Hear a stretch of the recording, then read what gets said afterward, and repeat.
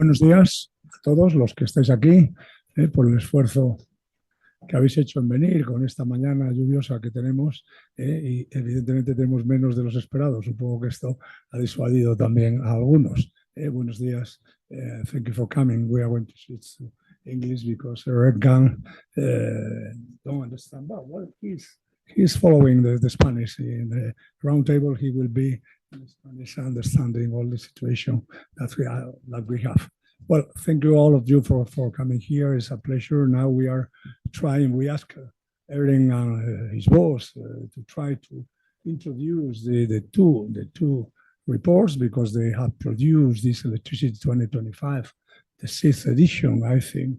Last year he came here to introduce this report, but at the same time, I think 2 weeks before or something like this, they put out the path to a new era for nuclear energy related to electricity too. That's why we asked them and the department to try to put together, not just in Van Gaal, because he came here. This is something you can ask them.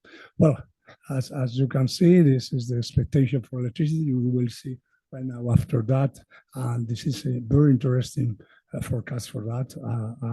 Now we are going to present these two, or mix between the both, of a joint presentation of these two reports.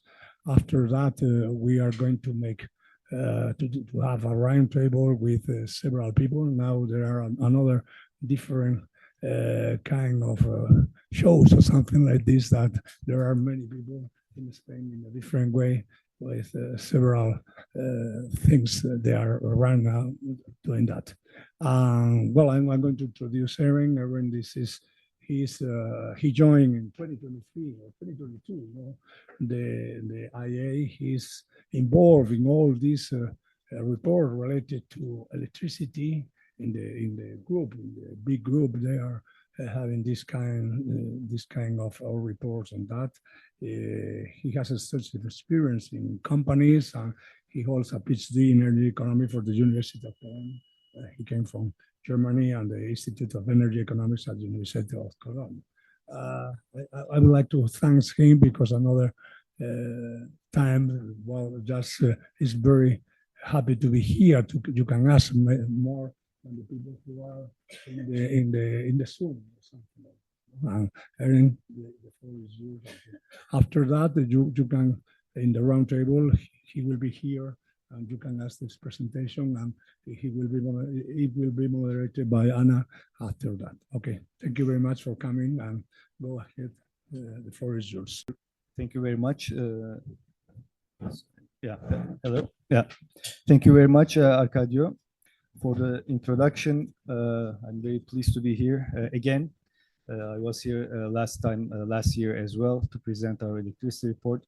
And this year, again, as Arcadio mentioned, there's a joint presentation. Maybe without further ado, I'll just start. The electricity demand, you have probably heard, is the major topic of our recent reports. So we see a strong growth in electricity demand globally, heralding a new age of electricity. Now, why do we think this is the case?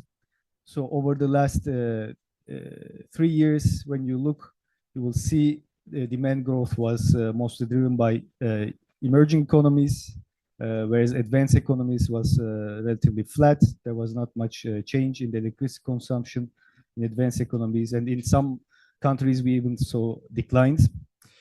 Now, going forward over the next 3 years, we see that the growth is set to accelerate.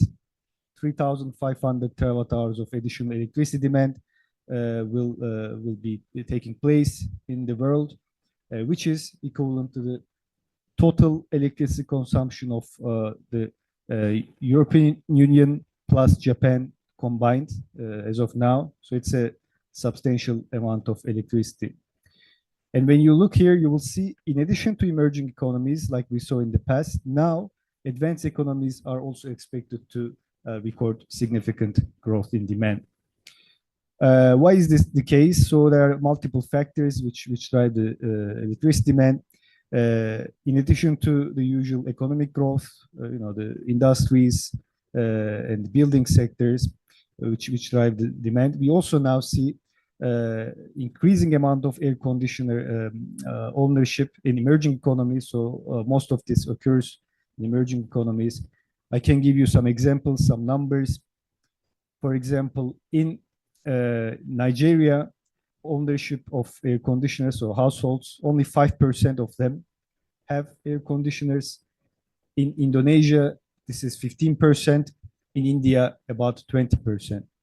In contrast, when you look at advanced economies such as the United States and Japan, there about 90% of households have air conditioners. So you see there's a strong growth potential coming from emerging economies in terms of space cooling as people buy more air conditioners. When you look at other technologies, for example, electric vehicles, there's also strong growth occurring in many countries. Here, especially when we look at the electric cars on the road at the moment, there are currently about 40 million electric cars globally on the road. By 2030, we expect this to increase to 230 million electric cars. Currently, about 1 out of 5 cars sold is electric. By 2030, it will be about 1 out of 2 cars. So again, you see strong growth from there. In addition to these, data centers and AI is also another factor. Globally, we expect a significant growth. Here, there are also, of course, some differences and uncertainties across regions, and we'll talk more about these. I talked about advanced economies. There's a changing, let's say, paradigm there. But before that, maybe take a look at electricity consumption per capita and its relationship with economic growth. So GDP per capita, and you'll see that in emerging economies, there is traditionally a quite strong correlation. So as the economies grow, electricity consumption also grows. And we expect this trend to continue. One region particularly I'd like to emphasize, Africa and Sub-Saharan Africa especially. Here, as you can see, electricity consumption has effectively remained flat over the last 30 years, per capita. And as a result of this, you can see the economic growth has been also hampered. So these things go hand in hand, and access to reliable electricity is significantly hampering economic growth in Africa. And this is also something we, as the IEA, keep emphasizing. Providing reliable electricity is very important for economic and human development, of course. Now, when we come to advanced economies, we see that since 2009, electricity consumption, both in absolute terms, but also per capita, has remained roughly flat or has even declined. There are multiple factors which have contributed to this. One of them is the efficiency gains we saw in appliances, in lighting, especially with the LED lighting, for example, becoming the standard. Another aspect is, of course, industries relocating due to certain reasons to other regions. So they're leaving advanced economies to go to emerging economies, such as, for example, China. Now, we expect a change. We expect electricity consumption in advanced economies to start rising again. There are differences across regions, but according to the factors I mentioned, especially electrification of end-use sectors, so electric vehicles and heat pumps is one driver, and data centers and AI as a new source of electricity demand is contributing to this trend. There are some uncertainties I think we'd like to point out. One of them is the pace of electrification. So how fast is this really happening? Because we have actually seen this year, 2024, even though the stock of electric vehicles and heat pumps increased in Europe, for example, there was a slowdown compared to previous years, especially in the heat pumps. This was very noticeable. This has multiple reasons, but one of them is the cutting of subsidies in some markets. as well as the ratio of natural gas and electricity prices and the taxation policies which contribute to the attractiveness of installing a heat pump. We'll talk more about this in later slides. But again, on the longer term, we expect these trends to remain robust. In the short term, there are some uncertainties to the pace of these things. Plus, I think for the European Union, we'll talk about more industry, electricity demand of industry, to what extent we will see a recovery and its pace will be very important as we see the last 2 years consecutive declines in electricity demand of European industries. I talked about data centers, and there is significant uncertainty there in terms of their demand projections. And this is an example from the United States. We have plotted here projections from different institutions, including ours. So from research organizations, industry organizations, banks, consulting firms, and you'll see there is significant uncertainty in the future projections. There is clearly an increase in recent years from 2016 up to now. The trend has been increasing. The previous efficiency gains we saw from moving from enterprise data centers to the cloud, so it has slowed down as more companies have already moved. At the same time, the new generation of data centers to train these AI models, they have electricity-intensive GPUs, so they consume more electricity. They have been growing, and we expect this trend to continue. The aspect here is, of course, at what pace and to what extent this will grow.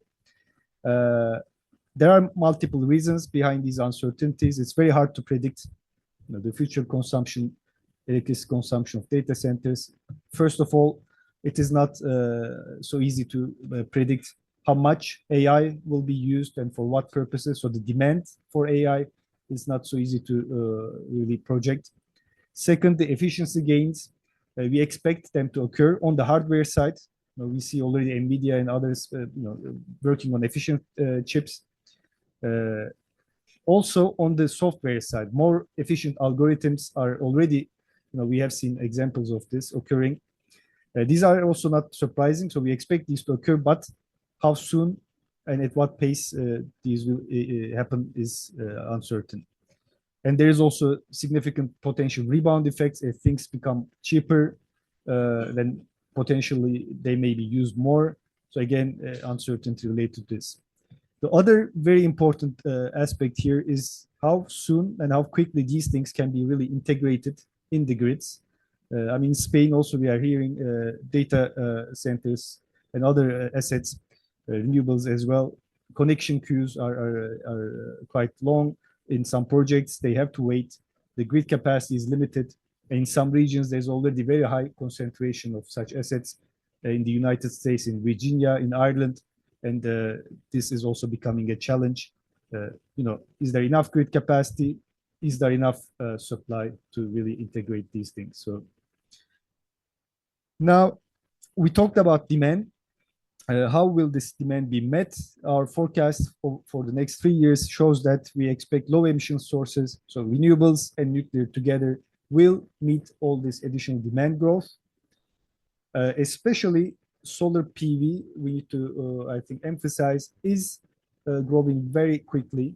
It's becoming cheaper and cheaper. And in the European Union, for example, solar PV generation already exceeded or surpassed qualified generation in 2024. Its share exceeded 10%. So its share in total electricity generation exceeded 10%. We see similar trends also in other major economies. So in China, United States, and India, all of these 3 regions, we see solar PV share will reach 10% over the next 3 years. Half of the additional electricity demand growth globally will be met by growing solar PV generation. And when we come to wind, there are differences across regions, but globally, increasing wind generation will meet 1/3 of global electricity demand growth. So again, also a significant driver. Coming to nuclear electricity generation, this year, so 2025, nuclear electricity generation globally will see a new record high. And from then onward, it will continue to keep rising steadily. This is driven by multiple factors. So the recovery in electricity output from nuclear fleet in France, as the maintenance schedules are concluded. In Japan, various restarts. In Korea, India, China, new reactors being commissioned, and other parts of the world. So, of course, having talked about the supply, then what about the CO2 emissions from electricity generation? Here, we see, due to the strong growth in low emission sources, emissions are quite, let's say, flat. The fossil-fired generation is limited.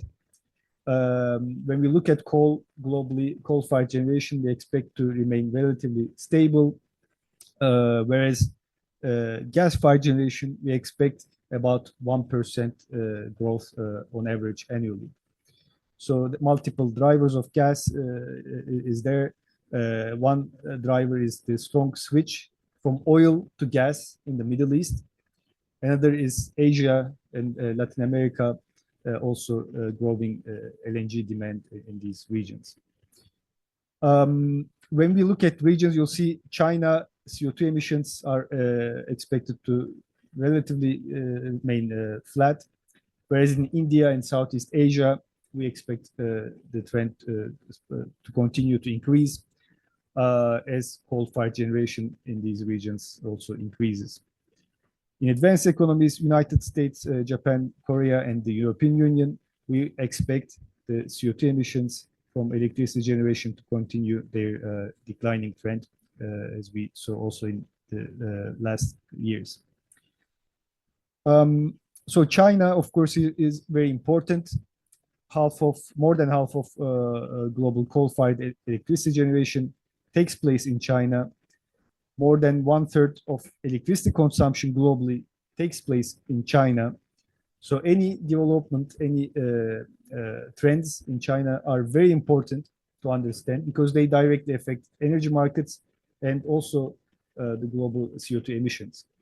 So for this purpose, we have provided a deep dive in our report this year. It is very comprehensive. We have about almost maybe 20 pages alone on China, which is very, I think, important to understand to get an idea about future possible developments.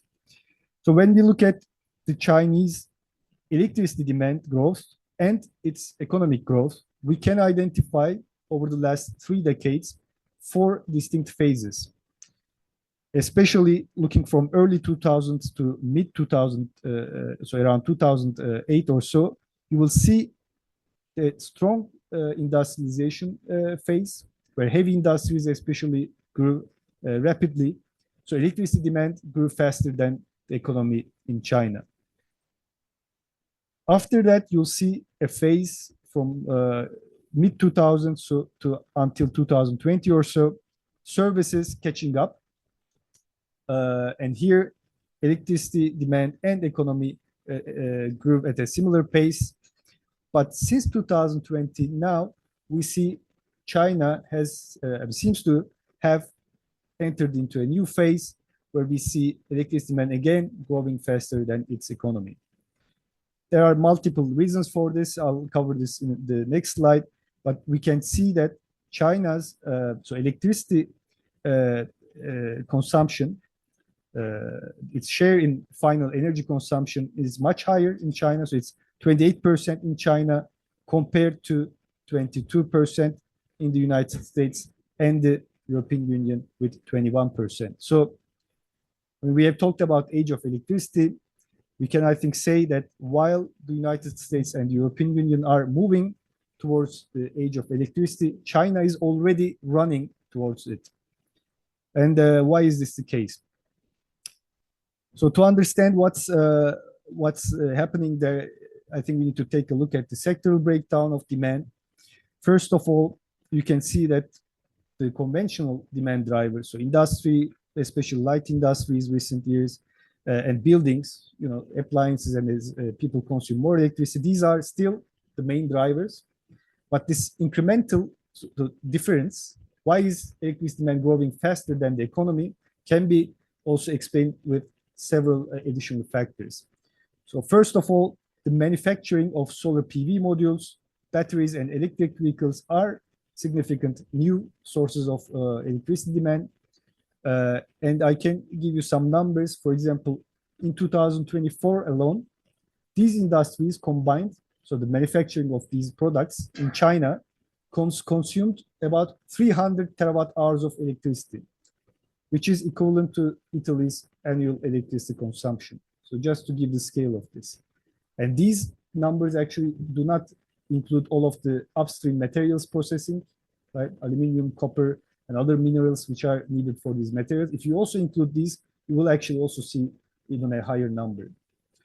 Now, moving to buildings, you will see air conditioning was a significant driver as more households installed air conditioners amid more and intense heat waves which took place the last couple of years. At the same time, data centers and 5G, especially in China, is a significant thing, has also contributed to the growth. Electric vehicle charging is another factor in China, especially growing very fast and also resulting in their oil consumption to basically moderate. Again, important drivers, and I think to understand the future trends, this is good to know. And we expect over the next few years also a similar trend, especially half of the additional electricity demand growth in China coming from industries. Let's take a look at the EU. I also already mentioned that EU industrial electricity demand had declined 2 years consecutively, so 6% in 2022 and another 6% in 2023. And in 2024, actually, we saw some stabilization. So consumption from the industries were more or less flat, but there was no significant rebound. This is very important because we can see, even though some sectors such as especially primary metals, non-ferrous metals, and steel, chemicals, and paper, there was some recovery in these sectors. These were offset largely by the declines in the automotive sector and the other sectors associated with the automotives. So it is, I think, very important to keep in mind, automotive sector is alone by itself. It's not an individual thing. It has a lot of other components, other industries related with these. So these, of course, move generally together in alignment. So electricity demand in the European Union, our forecast sees that the demand will not get back to 2021 levels before 2027. And even then, there is some uncertainty, as I mentioned, which type of industries will really stay and which perhaps will downsize or even shut down. So this is important to keep in mind. Even though the electrification, as I mentioned, adds significant demand, the industrial sector has certain uncertainties associated. This is especially the case when you look at the electricity prices energy-intensive industries in the European Union face. So despite coming down from the record highs in 2022, prices currently are still double those we see in the United States and 70% higher than those in China. So we see multiple initiatives taking place in the European Union. The new policy frameworks being discussed. We can discuss that more in the discussions phase. But again, there is momentum to remedy this or to kind of basically help or to move towards a, let's say, sustainable pace in terms of competitiveness. So competitiveness is, as you are aware, in the heart of discussions currently. Another thing I mentioned, electrification is going ahead, but its pace is affected by certain aspects in the European Union. One aspect is the taxation policies. So in the European Union, on average, the taxation on electricity is 130% higher than those on natural gas. This has implications, of course, as then installing heat pumps can become less attractive, or even in some cases can be expensive as well, depending on the countries and their cost levels for the end users in electricity and natural gas. So this will be also something very relevant to look at for policymakers going ahead, if we are to see an accelerated pace of electrification of the end users. This also, of course, has an impact. Taxation on electricity can affect electric vehicles as well. So not only isolated to heat pumps. So a couple of things, challenges in the energy transition and integrating renewables.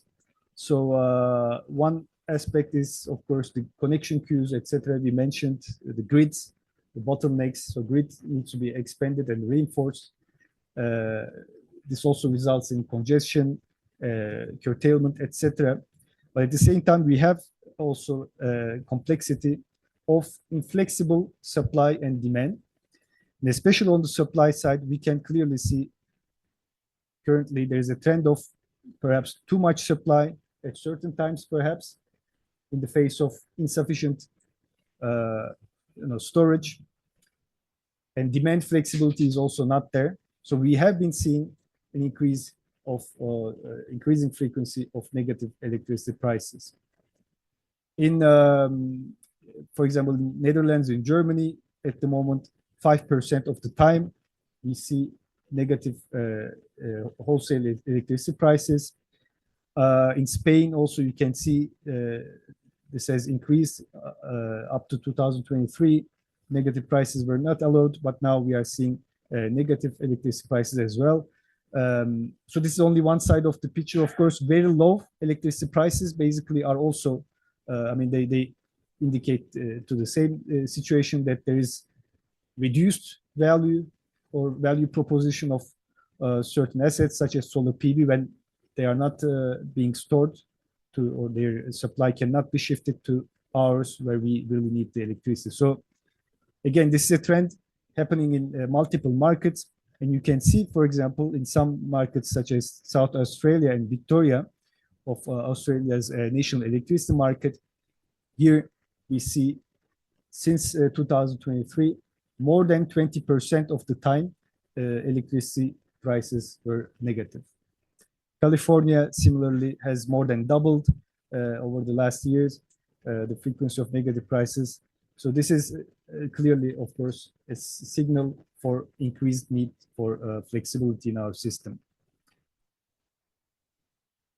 The other side of the same coin, basically, at the same time, we are seeing sometimes maybe too little supply at certain times.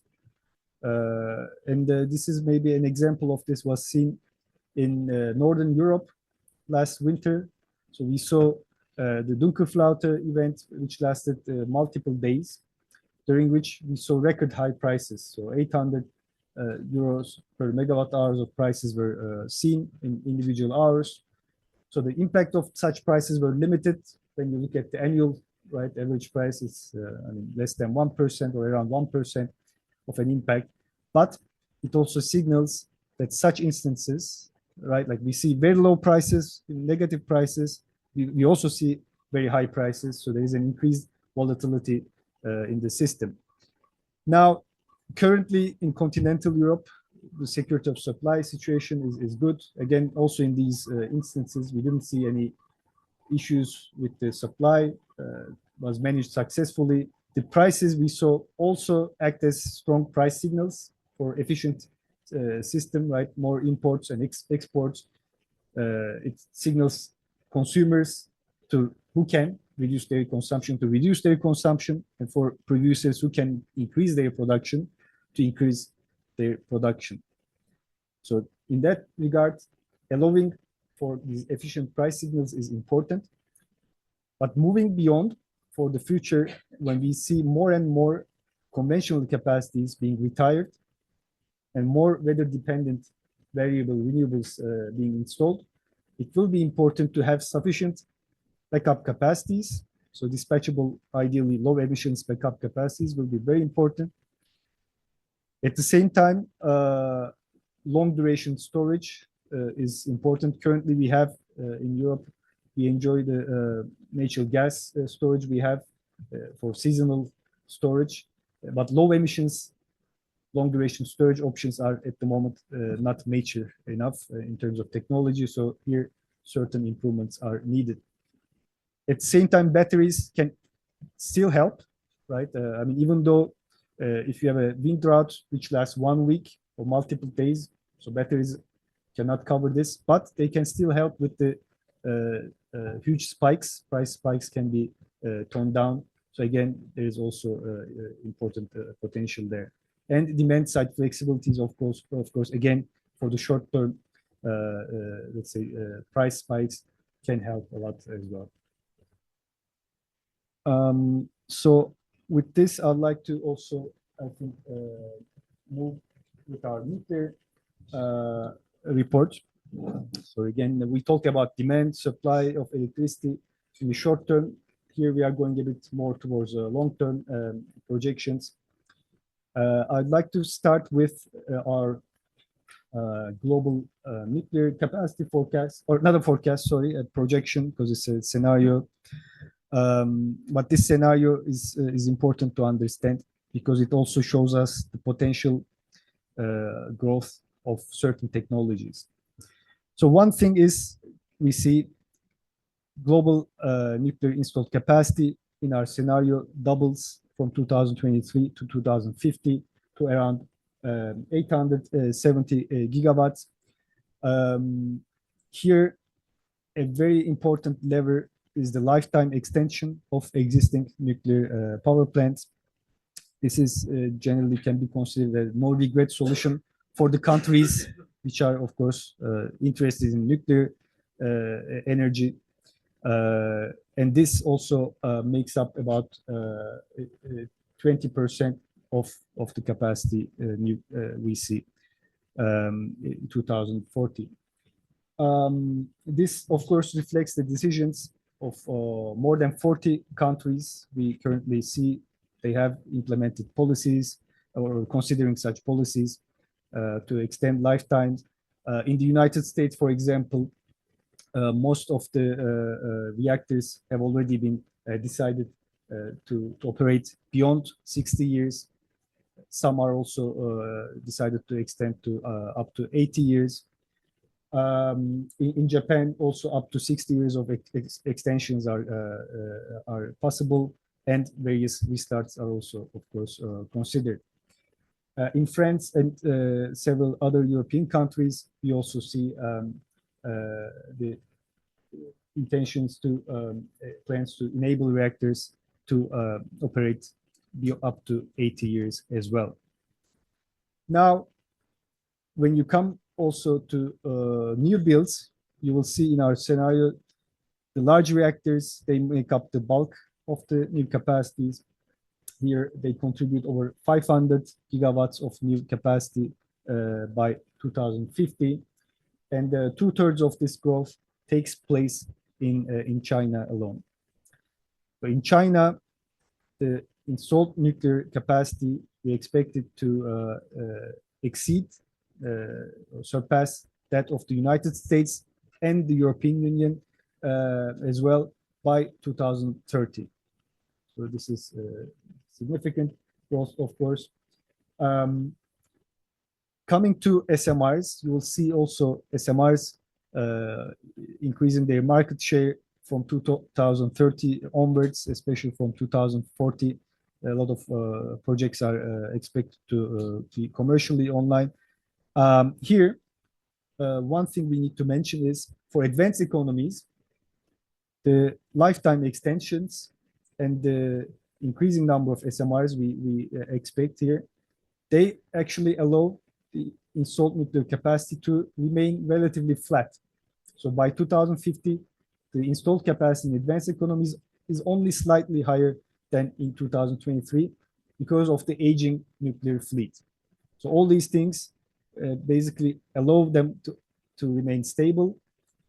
And also, we can, of course, see globally SMRs as they allow advanced economies potential market leadership in this technology.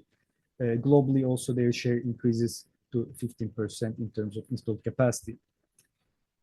Now, when we look at the current situation in SMRs in terms of interest and market potential, one sector, I mean, I have already mentioned, data centers, large technology companies, they are very much interested in nuclear energy and especially SMRs.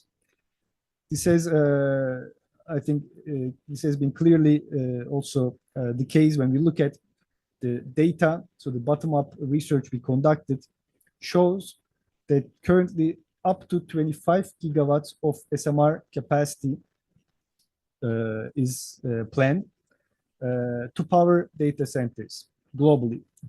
Almost all of these are currently coming from the United States. The US is not the only market, however. There are also interests coming from other countries. We see, for example, in India, Sweden, and the United Kingdom also announcements to consider SMRs for supplying data centers. So why are the large technology companies so much interested in nuclear?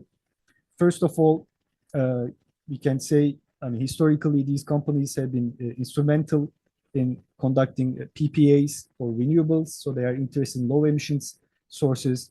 And now, especially with the potential of nuclear energy as another low emission source to match the consumption patterns of data centers, they have, of course, increasing interest. So, a couple of factors here. Nuclear energy generally has a relatively stable, flat profile available 24/7, which aligns very well with the data centers' load profiles. And secondly, especially for the case of SMRs, of course, their modularity is an important factor because this potentially allows them to be located closer to demand. And modularity also allows, as maybe you are following, data centers are built in blocks, they are gradually expanded. So the SMRs, the modularity can also allow potentially for gradual expansion. And one final thing is, of course, the modularity and the very good credit ratings of large technology companies allow them to align and to finance the SMRs as well, and which we are seeing now increasingly taking place. Here, I think a couple of things we need to mention. I mean, these projects, I talked about 25 gigawatts. Of course, they're at varying certainty and maturity, so there's a lot of uncertainty there. We hear about PPAs, etc., but a lot of them are maybe more like a memorandum of understandings or some sort of cooperation agreements. So not all of them are binding. So I think these are important aspects to take in mind. But again, this shows the momentum behind the technology and the interest from this sector. We talked about the growth potential, but I'd also like to highlight the challenges. I mean, one thing clearly we see, especially in advanced economies recently, that recent projects have had substantial delays and also cost overruns. So bottom-up analysis shows that the projects, the recent projects in the in Europe and the United States, they have had on average 8 years of delay, and they cost 2.5 times the initial cost. I mean, you can see some examples here. Vogtle in the US, Hinkley Point C in the UK, Flamanville in France, and Olkiluoto in Finland. So these had substantial cost overruns and delays. But there are also some examples we see, such as the Baraka reactors in the Emirates and Seoul in 1 and 2 in Korea. So these were, I mean, in these projects, cost overruns and delays were relatively limited. So why do we see such huge delays? Is it not possible to build nuclear energy in time and on budget? So these recent projects, most of them have been influenced, of course, by the Fukushima Daiichi accident, which then caused, regulation to change, certain components to be rebuilt or revised. So there were certain delays in this aspect. Secondly, these recent reactors, a lot of them used first of a kind reactors, so new technology being built for the first time, which also comes with certain construction risks. So going forward, it is crucial that the nuclear industry builds on time and on budget. And to do this, they need to, ideally stick to standardized designs and build in series. So to enjoy these learning effects, the cost declines by building a series. This will be important, and sticking to standard designs will also reduce the risk of cost overruns. Second, the workforce, of course, is a challenge. So a lot of the workforce in nuclear industry, they are aging, they are retiring, and there is a potential of risk that not enough workers and experts in the field will be available for this expansion. So this needs to be planned already now. And the third component is, of course, risk management mechanism. So de-risking the investments it can be CFD mechanisms or regulated asset base, like in the UK. So there are different mechanisms. These are also very important for the nuclear expansion. So all these things, when you look at them, actually, of course, the private sector, the industry, nuclear industry, has a very big role to play in this, but it includes and necessitates governments also need to step in and to provide the regulatory framework and also the necessary support, as this is a combined endeavor in that sense. And government involvement will be very important for de-risking and also for the workforce planning, of course. Another challenge is, of course, maybe we have, this is my last slide, so I'll wrap up, is the supply chain of the nuclear industry, especially the fuel supply chain, which is highly concentrated. Now, for mining, uranium production is highly concentrated in 4 countries, and these alone jointly account for more than 3/4 of global uranium production. So current output of uranium mines should be sufficient for the next couple of years. But when we expand nuclear capacity globally, there will be need for new investment in new mines, as well as investment in existing mines to support the production. The conversion of uranium is not so at the moment, let's say, a bottleneck. So there is some potential there. But again, with the expansion, we will see need for investment there as well. When you come to enrichment, here again, it is highly concentrated. So more than 99% of the enrichment capacity globally is only coming from 4 suppliers. And Russia accounts for 40% of this capacity. So of global enrichment capacity. So here there are already certain initiatives and plans in countries. In the US, we see certain initiatives to expand enrichment capacity in France as well, in China similarly. So, but again, all these things need to be done and planned for now to have a let's say successful nuclear expansion in the future. So with that, thank you very much. I think I would like to conclude my presentation and happy to answer any questions. Thank you, Eren. You have touched a lot of many different points: demand, supply, data center, prices, nuclear. So, but now it's time to pass to the roundtable with the Spanish associations and to put the focus in Spain. I'm going to switch to Spanish and I'm going to invite Marta Castro, Irma Villar, David Blázquez y Antonio González a subir a la mesa. Erin, you can stay with us if you want, and we can have the question for you at the end after the interventions. Voy a seguir en español, mezclo un poco. Os paso a presentar muy rápidamente a los 4 componentes de la mesa. Tenemos a Marta Castro Pérez Chirinos, directora de regulación de la Asociación de Empresas de Energía Eléctrica, AELEC.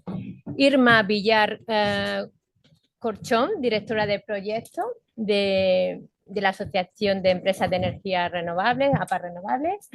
David Blázquez Vilar, Public Policy Manager de Amazon Web Services. Bienvenido también.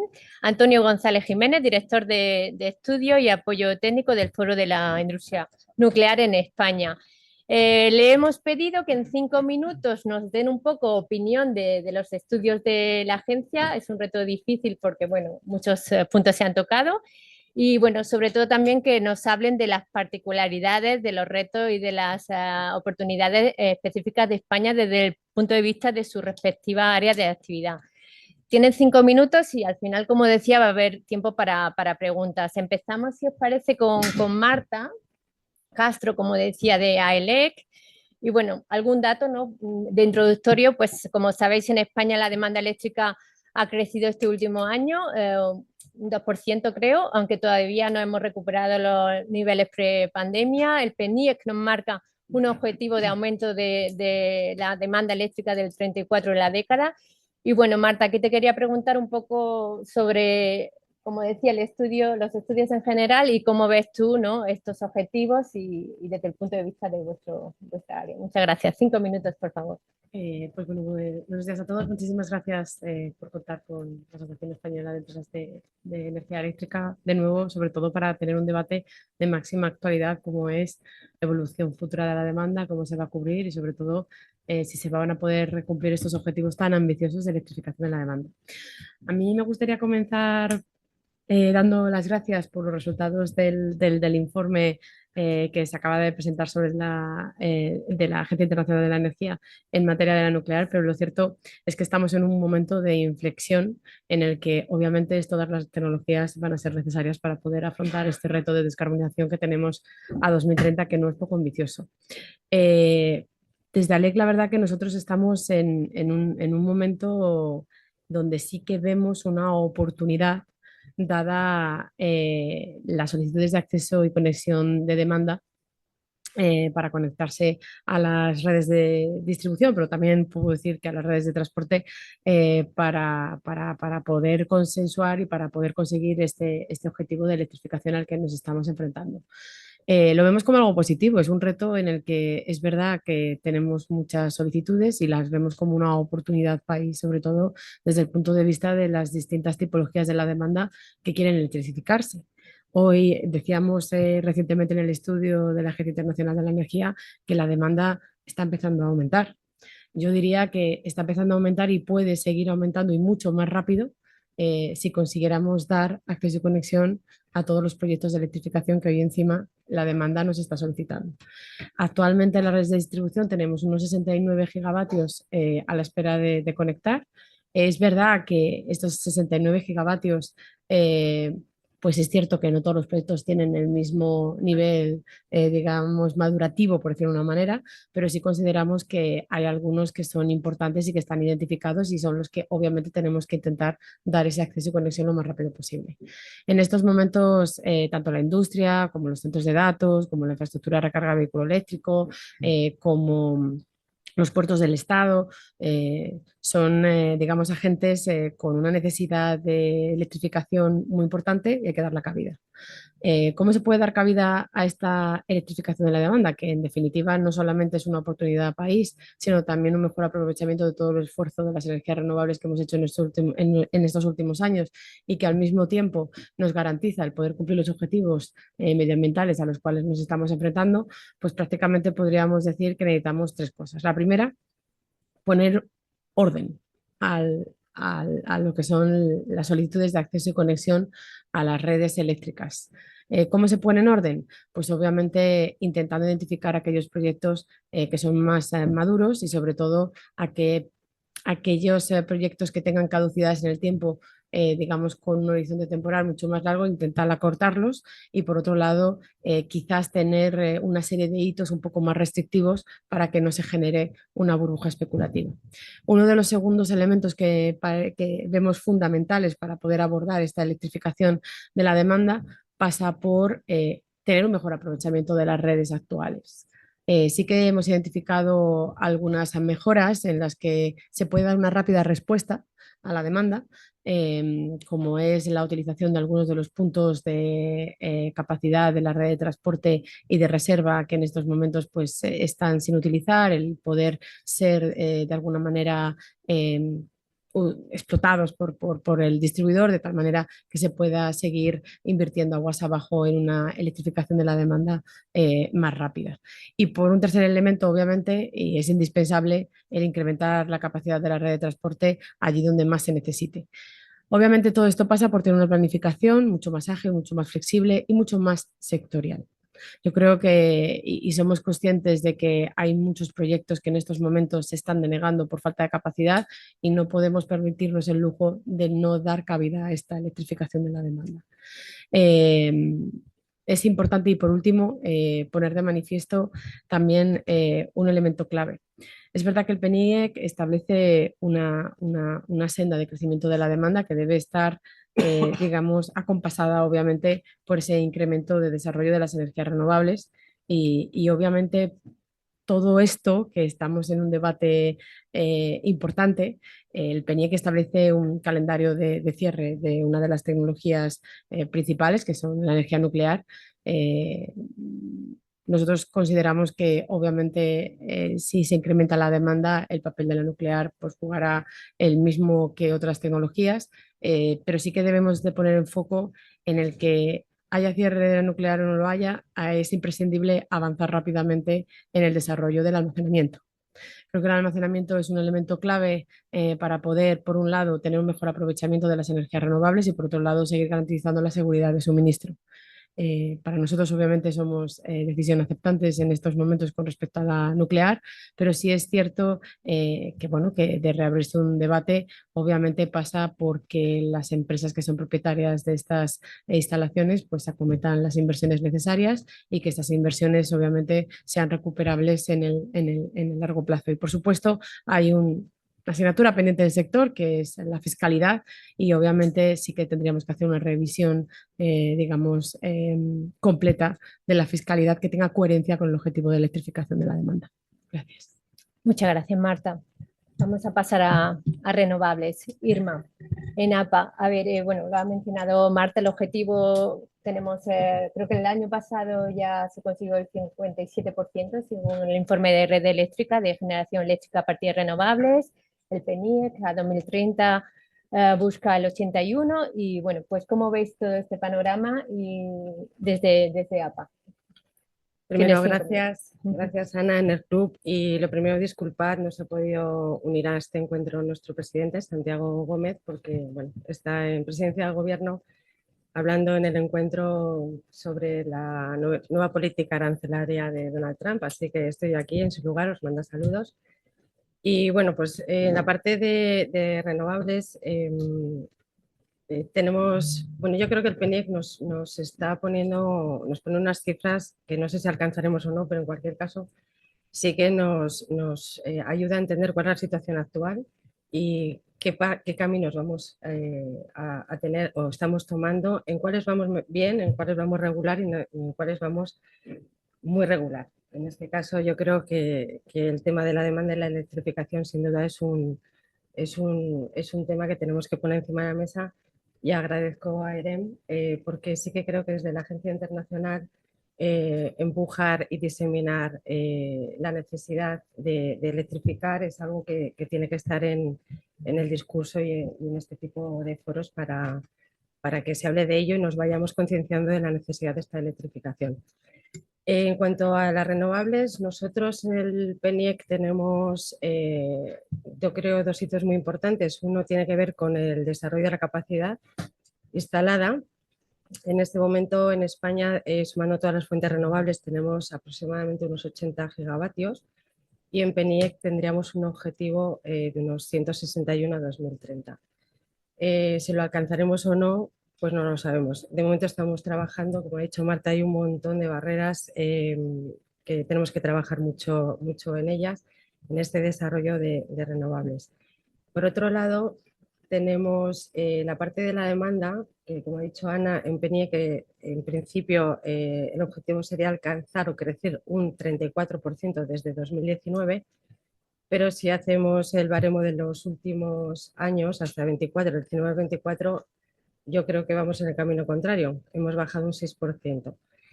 Con lo cual, neteando, pues tendríamos por delante un objetivo de crecer un 30% en demanda. Como es un tema que desde APA Renovables es algo que tenemos encima de la mesa, ambos, desde luego el despliegue de renovables, pero también la parte de la electrificación, el pasado febrero presentamos un informe en el cual, que se llama Es el momento de la electrificación, que está disponible en nuestra web, pero bueno, si alguno quiere se lo podemos hacer llegar, luego me lo decís.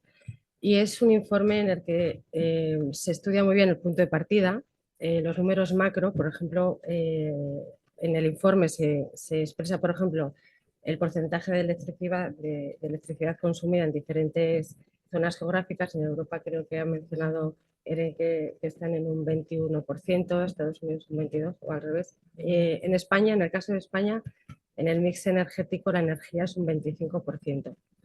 De ese 25%, el 57% es de origen renovable.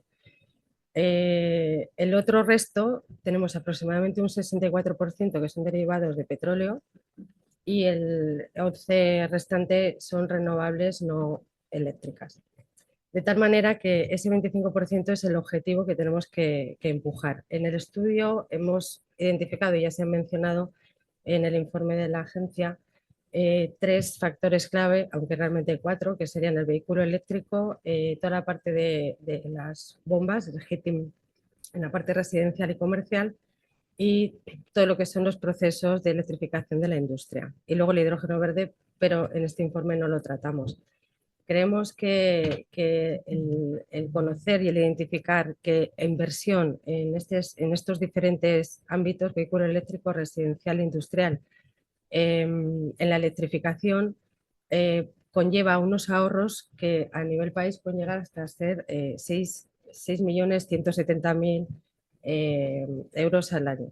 Entonces, 6.000, perdón. Entonces, hay veces que esa inversión que no se ve no se ve a corto plazo, pero tenemos que mirar con faros largos. Y de hecho, en un hogar español electrificado, pues se puede ahorrar 1.400 euros al año. Un vehículo eléctrico ya está a nivel del de combustión más o menos en cuanto a adquirirlo. Incluso ahora, noticia de ayer, buena también, el plan MOVES 3 parece que vuelve a ponerse encima de la mesa. Se pueden llegar a ahorrar hasta un 40% en la adquisición y, por supuesto, en la parte de consumo y mantenimiento. Y la parte industrial, también ha sido mencionado en la agencia, los costes en esa electrificación de procesos pueden llegar a ahorrar costes en producción de hasta un 60%. Con lo cual yo creo que hay mucho trabajo por hacer, especialmente y poniendo foco en esta parte de empujar la electrificación. Hay barreras, no voy a detenerme en ellas, pero bueno, ya se van a ir mencionando. Antes de terminar, sí que quiero hacer un pequeño a la nuclear. Creo que, aunque Antonio nos hablara de ello, creo que la nuclear es un gran aliado de la descarbonización y de la electrificación del sistema en general. Mi corazoncito es renovable, pero bueno, yo creo que da estabilidad al sistema. Por último, nada más decir, creo que tenemos un país con tremendos recursos eólicos, solares, hidráulicos, tenemos una industria tremendamente potente, innovadora, mucho talento, mucho conocimiento. Creo que hay zonas y áreas en las que trabajar, que tiene que ver con esa parte de conocer más a nivel civil las ventajas de toda esta parte de la electrificación, pero no obstante creo que vamos en el buen camino y lo único que tenemos que es que empujar entre todos, ¿no? Nada más. Gracias, Ana. Muchas gracias, Irma. Pasamos a David Blázquez, a mi izquierda, y quería saber cómo veis todo desde el punto de vista de una gran empresa tecnológica como Amazon Web Services. ¿Qué condiciones encontráis atractivas en España para invertir en vuestros proyectos frente a otras regiones y un poco en general tu valoración? Muchas gracias. Pues muchas gracias. Se me oye bien, ¿verdad? Gracias por la invitación y también por la presentación. Vamos a ver, un primer punto sobre la cuestión de los centros de datos, ¿no? Yo creo que en general son, desde muchos puntos de vista, grandes desconocidos. Y a mí algo que me gusta, vamos, decir así, vamos, de manera introductoria cuando empiezo a hablar, es, o sea, ¿para qué sirven? O sea, que, quiero decir, cuando uno piensa la industria textil, bueno, pues sabe lo que sale de allí y que se lo va a poner, o oye, la agroalimentaria, etcétera, ¿no? Pero lo de los centros de datos es como que no sabes muy bien exactamente para qué sirve, ¿no? Y entender que es sencillamente una industria habilitadora de la digitalización y que por tanto sirve a todos esos otros sectores industriales y económicos a ser más eficientes, etcétera. Es decir, que el porcentaje de vida, digamos, el porcentaje de día de nuestros días que se apoyan sobre la digitalización es bastante superior al porcentaje de la energía consumida por los centros de datos a nivel global, aunque ese porcentaje siga aumentando, ¿no? Entonces, entender la conexión entre nuestra vida digital y dónde esa vida digital sucede y que ya no es digamos, en la torre del Pentium 100 debajo de nuestra mesa, en nuestro escritorio, ¿no? Creo que es importante, y entender que cuando cargamos nuestro teléfono móvil, lo que estamos cargando es la luz de la pantalla y un poquitito de computación, pero no estamos cargando la energía que necesitamos para la vida digital que vamos a desarrollar en un día aquí. Eso se está cargando en un centro de datos y, por tanto, es un consumo que es el de nuestra vida digital, no el de los centros de datos, ¿no? Y creo que eso es importante también para entender, bueno, pues que si los centros de datos ahora están en el foco digamos, por su consumo energético, es sencillamente porque no éramos conscientes de todo el consumo energético que estaba sucediendo de manera distribuida en los bajos de muchísimas empresas, que ahora ya no sucede allí y sucede en los centros de datos. Digamos, en ese paso, además de por economías de escala obvias, ¿no? Por cuestiones de eficiencia, hay un ahorro energético y una reducción de huella de carbono muy significativa. Es decir, cuando vemos un autobús, pensamos en los coches que no están circulando. Cuando miramos un centro de datos, no se nos ocurre pensar en todas aquellas infraestructuras mucho menos eficientes que ya no están operando con esos niveles de eficiencia tan bajos y sí lo están haciendo con un consumo mucho menor y con niveles de eficiencia mucho más altos, ¿no? Eso por una parte. Del informe me ha gustado mucho la cuestión de la flexibilidad y me ha gustado que lo plantea como una relación entre dos elementos al mismo nivel. Es decir, que es necesaria, me quedo con la frase de Eren, ¿no? La inflexible naturaleza de la oferta. Es decir, normalmente dices, oye, no, es que la demanda tiene que ser flexible. Y es cierto que creo que hay que caminar en el entendimiento entre cómo casas un consumo 24/7 en un sistema con un 50% renovables, pero también hay que casar un sistema que ofrezca energía para que industrias en un mundo globalizado, es decir, nosotros a los bancos que operan digamos, que operan con nuestros servicios, es obvio que no podemos decirles, por favor, abrid de 8 a 3 y los jueves un poquito más por la tarde, ¿no? Como los bancos antes, ¿no? Porque precisamente la gracia de la banca digital es que tú puedes operar 24/7, ¿no? Entonces, las necesidades de la vida digital no están acompasadas con un sistema, digamos, con una red y un sistema que que tiene que ir entendiendo la demanda de la misma manera que la demanda tiene que ir entendiendo las características de la generación. Y en ese sentido yo creo que hay, bueno, yo creo que, lo digo con total franqueza, creo que Red Eléctrica está haciendo un gran trabajo en intentar adaptarse y, digamos, comprender digamos, el tipo de mercado al que sirve, que es un mercado al que no le puedes decir cierra un turno, porque es otra cosa, ¿no? Y que si España quiere aprovechar la gran oportunidad que tiene, no le da a lo del cronómetro y entonces ya no sé cómo voy. Entonces tú me avisas, ¿no? Me sacas la tarjeta. Pero vamos, nosotros lo que vemos es que España tiene un gran potencial para que, yo sé muy poquito de energía, pero lo único que sé es que no ni se genera, ni se destruye, se transforma, ¿no? Entonces tú tienes energía que transformas en poder de computación, un poquito se transforma en calor, y ese poder de computación se transforma en empleos, se transforma en oportunidades de innovación para muchas compañías, etcétera, etcétera, que son formas de energía también, ¿no? Entonces creo que existe una gran oportunidad para España en que el sistema, digamos, la capacidad de generación renovable que tiene se convierta en, digamos, en riqueza, en prosperidad y en empleo aquí. Entre otras cosas porque es mucho más eficiente, porque también lo he aprendido recientemente, ¿no?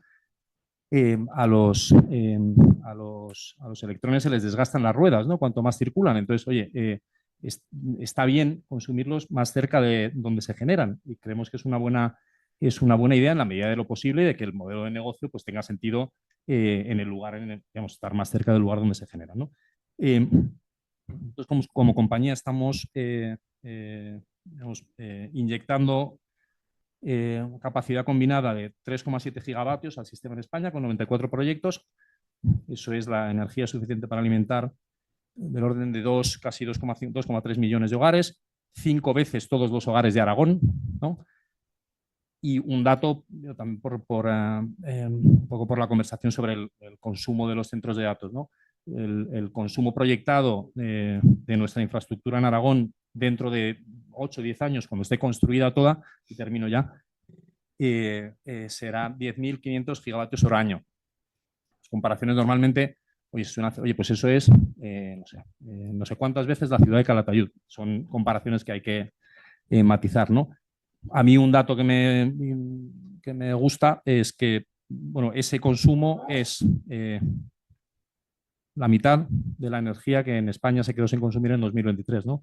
Generaron 266.000 gigavatios hora año, se consumieron, si no me equivoco, 244.000. Dentro de 10 años, la energía que nosotros necesitaremos para operar la infraestructura de centros de datos ahora mismo anunciada, más grande de Europa y que sirve al 75% del IBEX, a todos los unicornios españoles, a un montón de pymes y de empresas, necesitaremos la mitad. Con que nos dieran la mitad de esa energía que no se llegó a consumir en España en el 2023, podríamos ofrecer todos esos servicios, ¿no? Flexibilidad, almacenamiento y pensar el firm power, ¿no? O sea, cómo encajas esa industria que es global y que sería una pena que una industria global y de prosperidad no pudiese operar desde España teniendo el potencial de generación que tiene España, ¿no? Muchas gracias, David. No estoy controlando mucho los tiempos, yo creo que más o menos está equilibrado, pero bueno. Pasamos a Antonio González, director de estudios y apoyo técnico del foro. La energía nuclear es el 20% del mix, después de la eólica es la segunda fuente. En el PNIEC contempla un plan de cierre escalonado de todas las centrales de 2027 a 2035.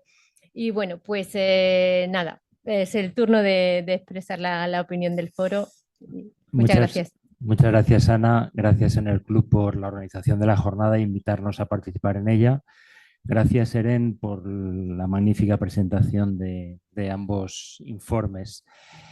Bueno, yo creo que como casi siempre nos toca hablar los últimos, no sé por qué, pero casi siempre nos toca hablar los últimos. Muchas de las cosas ya la han dicho mis compañeros en la mesa, ¿no? Y sobre todo lo ha dicho Eren en la presentación del informe sobre la energía nuclear. Cómo vemos claramente que la energía nuclear es necesaria y por eso esa apuesta que en un gran número de países a nivel mundial, él ha dicho 40 distintos, que van a conseguir que se consiga casi triplicar la potencia actual instalada en el año 2050, bien por la construcción de nuevas unidades, bien por la operación a largo plazo de las existentes.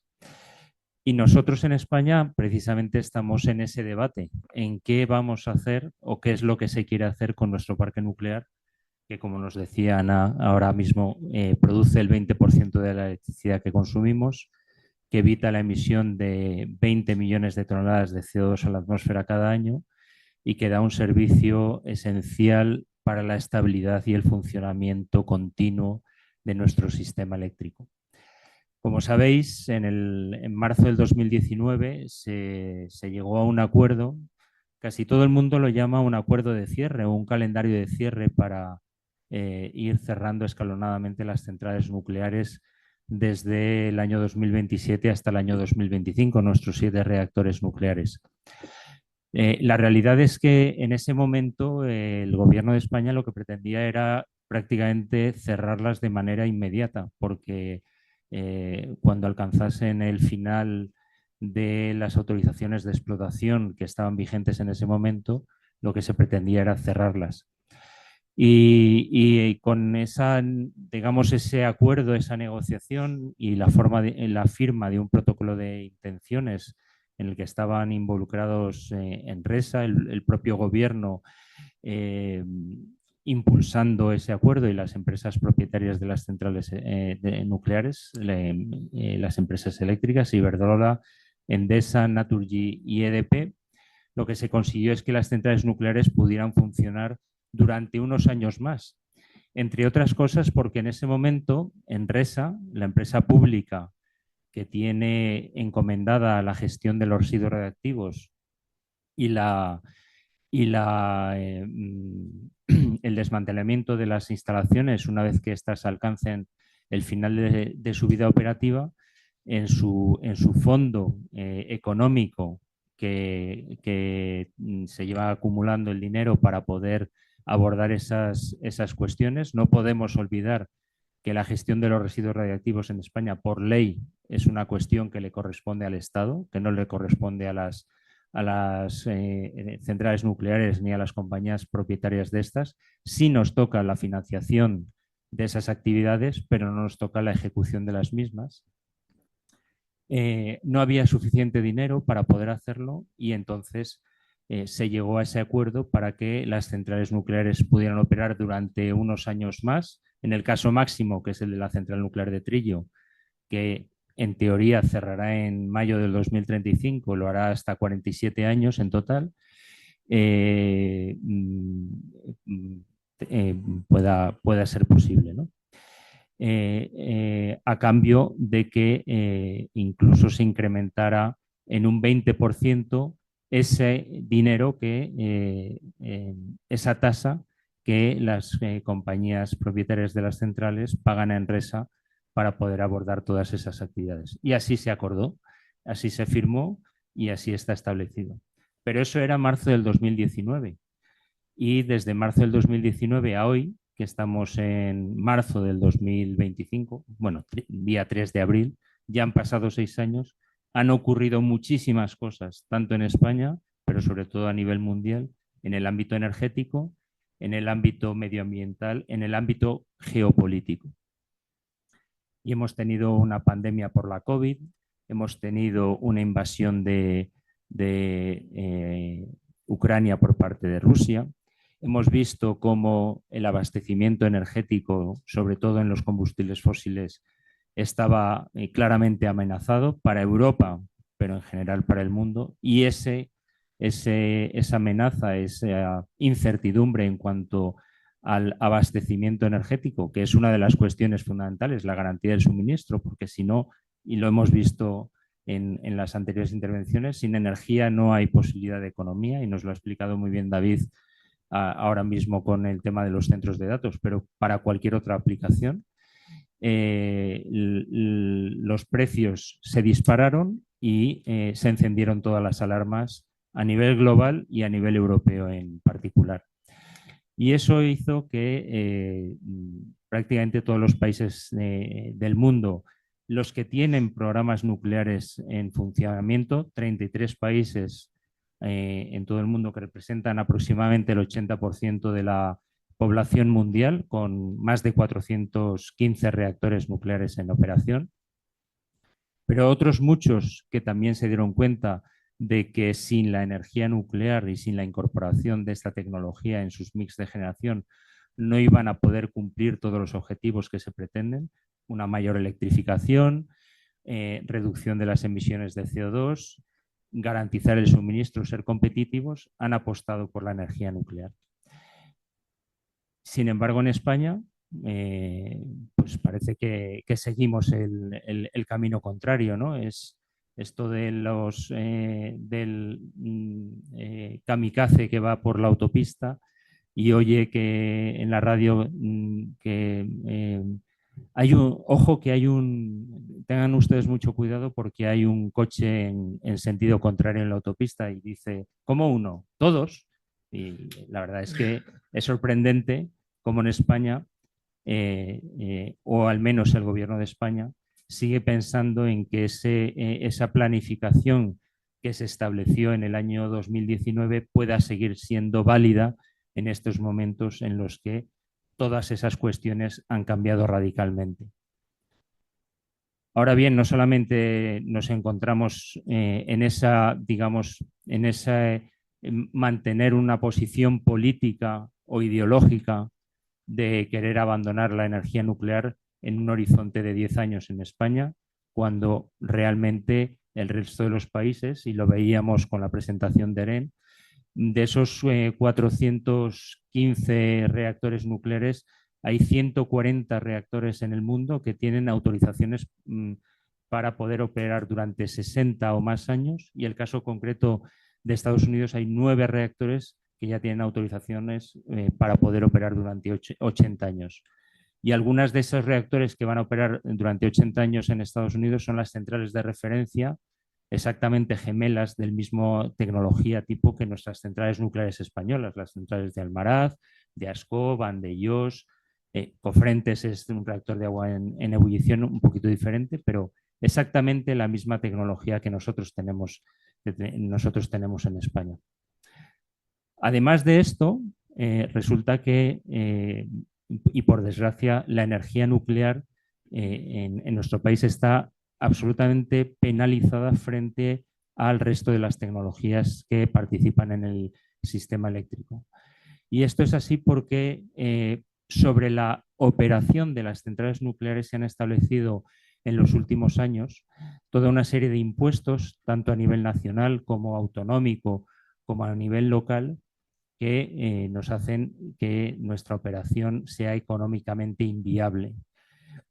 Inviable porque se han establecido figuras impositivas duplicadas o incluso triplicadas, redundantes, en los diferentes ámbitos de actuación, como he dicho anteriormente, que coinciden en muchos casos con esa tasa Enresa que las centrales nucleares tienen que pagar para alimentar el fondo de Enresa, justificadas única y exclusivamente en cuestiones medioambientales, cuando la realidad es que esas administraciones no tienen mayor o diría ninguna capacidad de actuación sobre las cuestiones que se pretenden gravar con esos impuestos y esas tasas.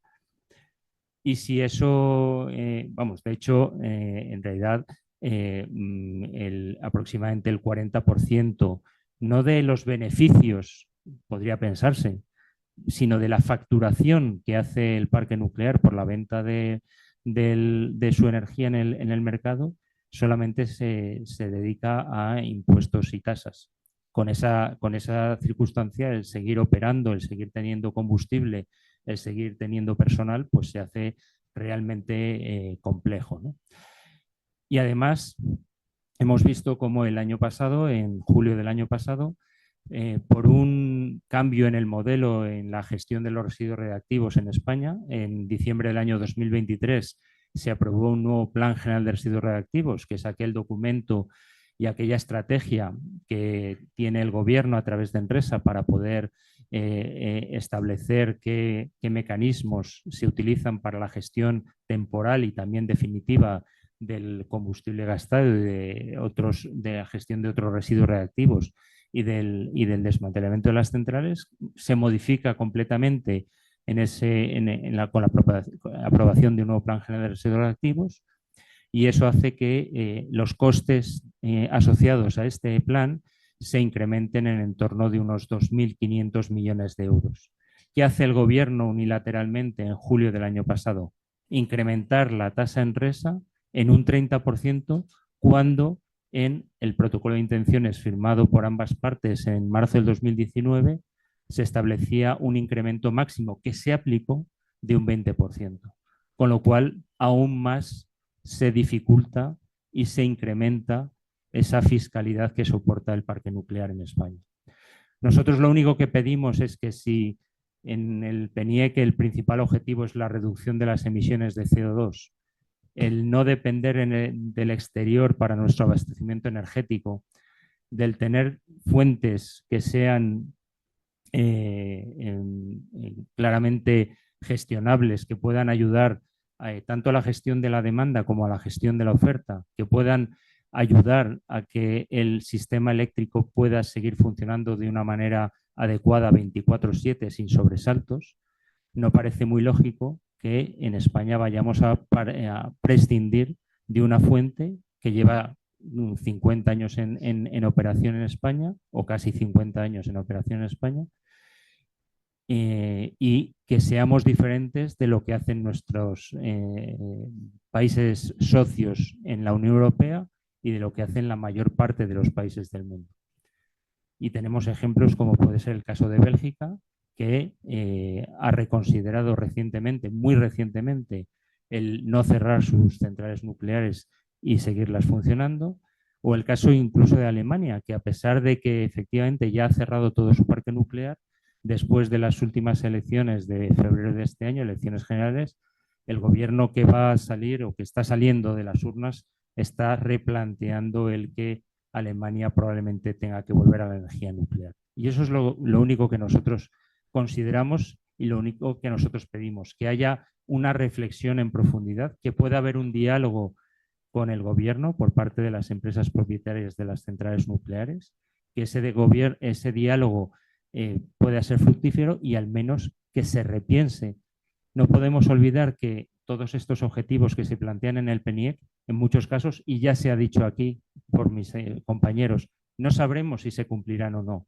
No sabremos si alcanzaremos 160 gigavatios de energías renovables, no sabemos si vamos a alcanzar 22 gigavatios y medio de almacenamiento, no lo sabemos. Lo que sí sabemos es que se ha puesto fecha, día y casi hora para el cierre de las centrales nucleares. ¿Por qué se trata una determinada tecnología de una determinada manera? No se pueda reconsiderar ese papel que tiene, y por qué otras tecnologías pues alcanzarán los objetivos planteados o no los alcanzarán. Nada más, muchas gracias. Gracias, Antonio. No hemos pasado de tiempo, hemos hecho un buen repaso, creo, del panorama nacional. Yo quería dar la oportunidad a la audiencia aquí in situ que ha venido este día lluvioso, si tiene alguna pregunta. Tenemos conectados también bastante gente y alguna pregunta nos ha llegado. No tenemos mucho tiempo, pero sí quería dar la oportunidad a la sala primero. Y si no, Eren, que espero you have followed a little bit with the translator all the tips that our colleagues have given you. And there is a couple of questions regarding electricity prices. And I see, first of all, yes, I pass the floor to Maria Cecilia that is here. Thank you very much, Anna, and thank you, Enerclub, for organizing such an interesting panel. A question for Eren, and congratulations for a fantastic report.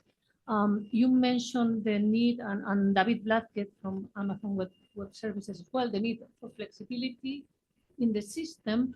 And you mentioned also the energy prices, but in your report, there's a very interesting chapter on the prices of ancillary services, the balancing markets. Could you please provide any insights on the evolution of those prices regarding the flexibility needs, please? Thank you. Well, thank you very much. I think, very relevant question, because I mean, there is a trend now, of course, with increasing share of weather-dependent sources, that the balancing costs and first of all, balancing volumes increase, and then the costs associated with these also increase. And in the case of, for example, Spanish prices, I'm sure you're aware, the share of balancing in the wholesale has been increasing, even though the wholesale prices have come down, of course. So there are such trends, in the future, to what extent, even though maybe the wholesale price component keeps declining because of, cheaper, let's say low or zero marginal cost technologies setting the price, maybe the balancing costs will also be a factor. So this is one thing definitely to keep in mind. And then the grids, also, like when we build out the grids, to what extent, like the congestion costs, also another thing which comes in many countries, the consumers pay this on their retail tariffs, like network costs, right, come down to the retail tariffs here as well. So the grid cost at the same time is also financed by our consumers. So when you build out grids, the cost for network can increase, but at the same time, the cost of congestion and other flexibility mechanisms can decrease. So what is the really the net sum of this is I think a very good question. We also clearly track this, but at the same time, very hard to answer. But despite this, I mean, expanding grids and all these aspects I mentioned, making the system more flexible has a lot of economic benefits. The issue is more about distribution, like who finances what. Do you allocate most of the cost to end users or to industry or to others? It's like a lot of distributive policies, and the countries themselves, of course, need to consider. Thank you, Maria. Eren, Antonio has a question for you, Eren. Yes, here. Bueno, quería completar un poquito lo que preguntabas, María, sobre el tema de los precios. Hay un muy reciente estudio de PricewaterhouseCoopers que está en su página web, que dice que en la hipótesis de que no hubiera habido energía nuclear en el año 2024 en España, que es lo que vamos a tener en el año 2035, es decir, pasado mañana, el precio mayorista el precio mayorista en el mercado eléctrico se hubiera incrementado en 37 euros el megavatio hora, y eso hubiera repercutido en que la factura para los consumidores domésticos y las pequeñas y medianas empresas se hubiera encarecido en un 23%, y para los grandes consumidores industriales en un 35%. Solamente pongo encima de la mesa ese dato, que entiendo que es contrastable con el propio PricewaterhouseCoopers. Gracias, Antonio. Tenemos otra pregunta en la sala. Thank you. Thank you, Eren, for the presentation.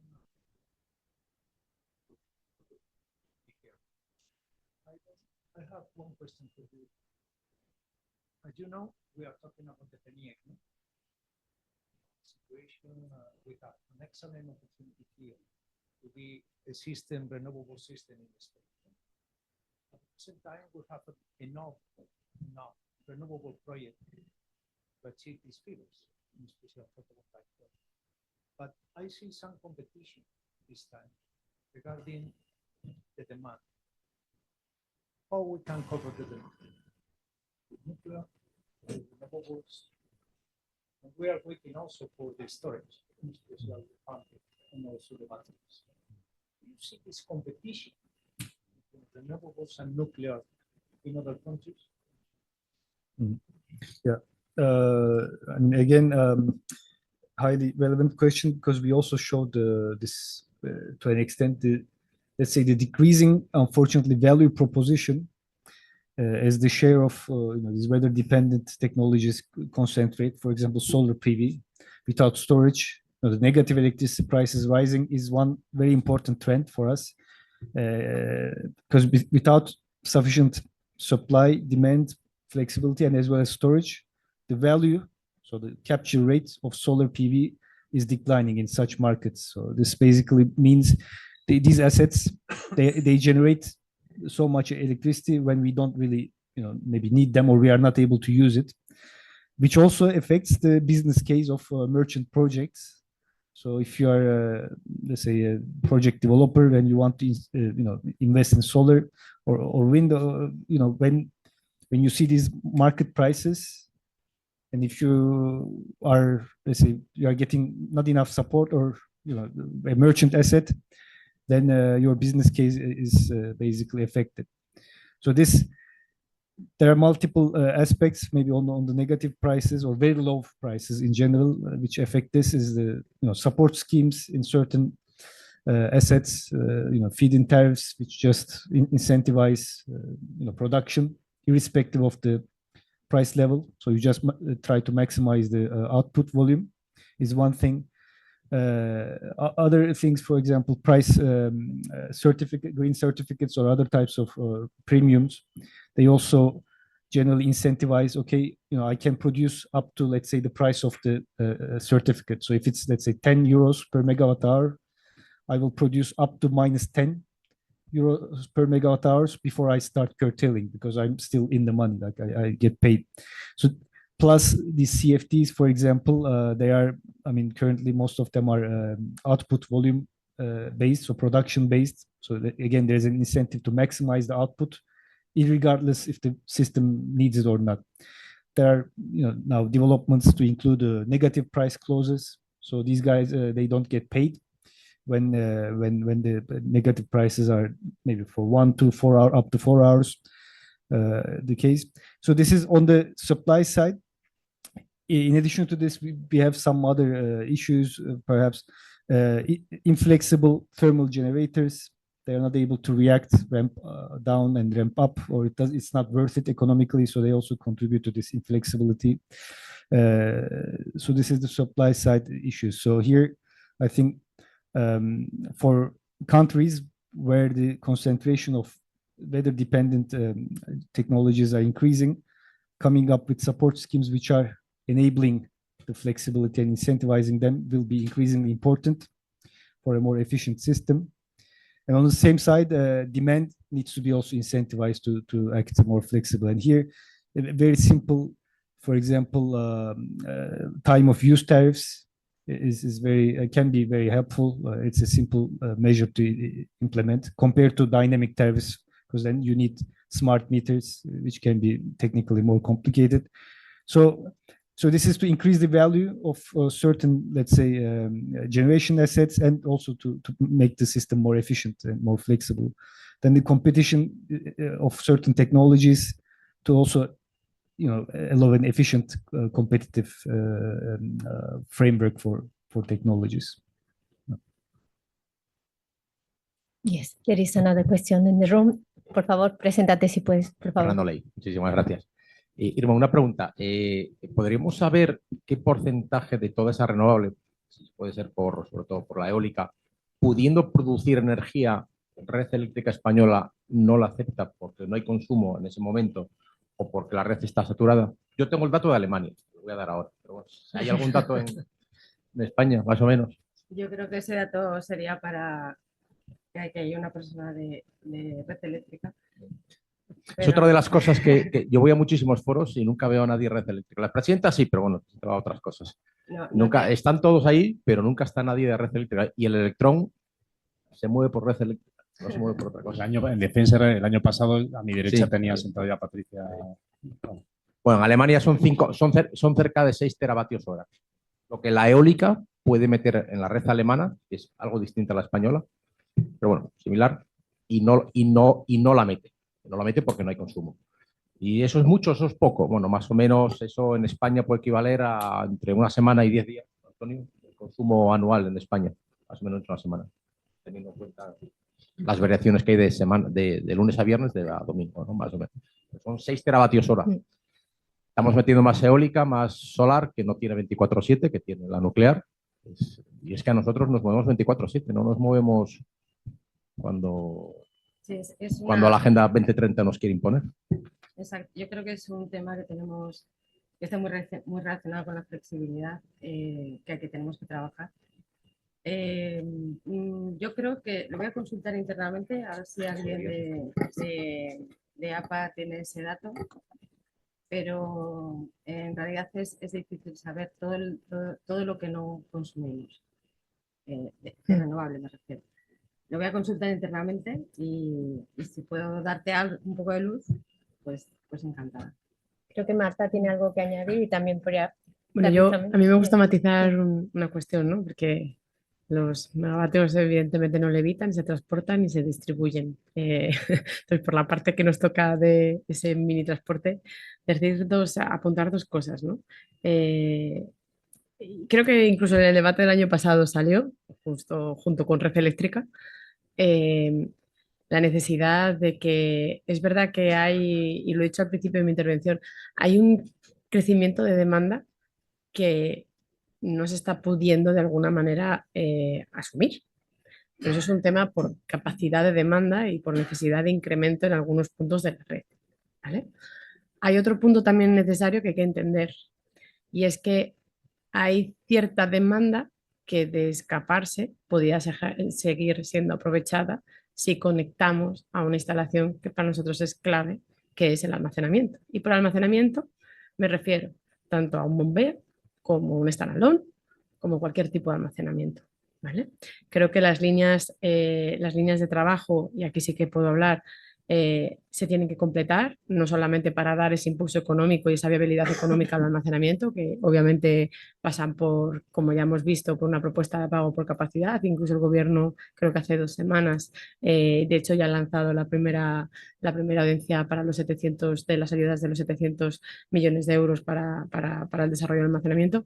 Pero aquí también, insisto, ya ha salido un tema principal y creo que María ha hecho una brillante pregunta sobre los servicios de ajuste que se están viendo cómo está incrementando en los últimos años.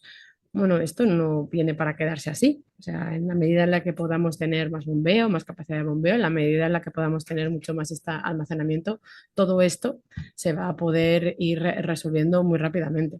Y quiero hablar también de lo que decíamos de tener precios competitivos para la industria. Anteriormente hemos dicho de una gran fiscalidad que está soportando obviamente la nuclear, pero no podemos olvidar que en España tenemos un suministro, digamos, de producción eléctrica un 20 y un 30% más barato que en nuestros países de nuestro entorno europeo. Lo que creo que sí que tenemos que hacer es seguir impulsándolo. ¿Y cómo? Obviamente evitando esos encarecimientos de los servicios auxiliares, que yo creo que de los mercados de servicios de ajuste, que estoy convencida que con el almacenamiento se podrán estabilizar y no tener tanta volatilidad como tenemos ahora. Y segundo,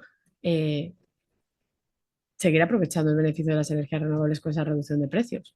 Y para ello hay que tener unas tarifas que sean acorde con el consumo eléctrico. Actualmente tenemos subvenciones cruzadas entre varios combustibles. Yo creo que hay que limpiar un poco la factura de electricidad para que el consumidor se vea beneficiado justamente de lo que estamos diciendo. Y no podemos...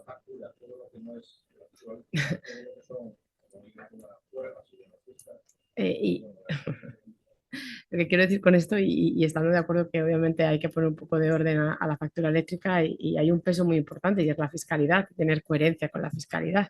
Tenemos ahora mismo un impuesto de IVA que si la energía renovable es barata, al consumidor se le está poniendo un IVA del 21%, pero si el precio de la energía renovable pues aumenta, pues entonces se lo aplicamos a un 11%. ¿Qué quiero decir con esto? Que tenemos que la política fiscal también tiene que ser coherente con la política energética.